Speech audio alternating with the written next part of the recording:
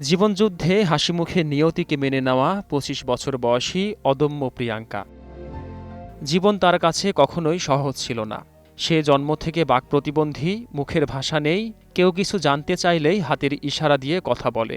গত ১০ বছর ধরে ইট ভেঙে রোজগার করে মেয়েটি। কেসারেন শেকড় থেকে শিখরে। পুরো সপ্তাহ জুড়ে গুড়ি গুড়ি বৃষ্টি। সকালের শুরুতে অনেকেই ঘুমে মগ্ন, তবুও সে থেমে থাকেনি। কাকডাকা ভোরে বেরিয়ে পড়ে জীবিকার তাগিদে। স্থানীয়রা বলেন প্রিয়াঙ্কা খুব কাজে মনোযোগী। সে কাজ ছাড়া কিছুই বোঝে না। কারো একটু হাসিমুখ দেখলেই সে খুশি হয়, কখনো কখনো নিজের অজান্তেই হেসে ওঠে। প্রতিবেশী এক নারীর সঙ্গে একটি সিমেন্টের খুঁটি তৈরির কারখানায় কাজ করে সে।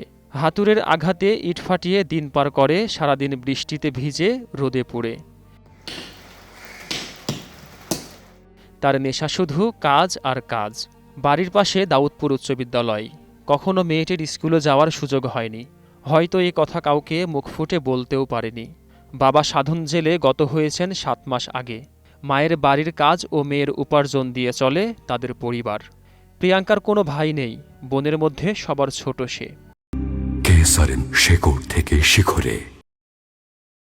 ঢাকার নবাবগঞ্জ উপজেলার দাউদপুর বাজারের কারখানার মালিক আব্দুল হালিম বলেন, তাকে সহযোগিতা করা আমাদের সবার দায়িত্ব।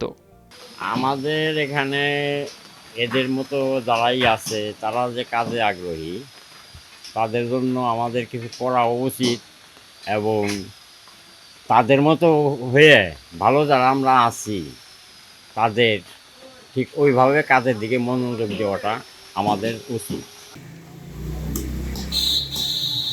তার জীবনের কষ্ট, পরিশ্রম আর আত্মবিশ্বাস প্রমাণ করে, ইচ্ছাশক্তি থাকলে কোনো বাধাই জীবনকে থামিয়ে রাখতে পারে না।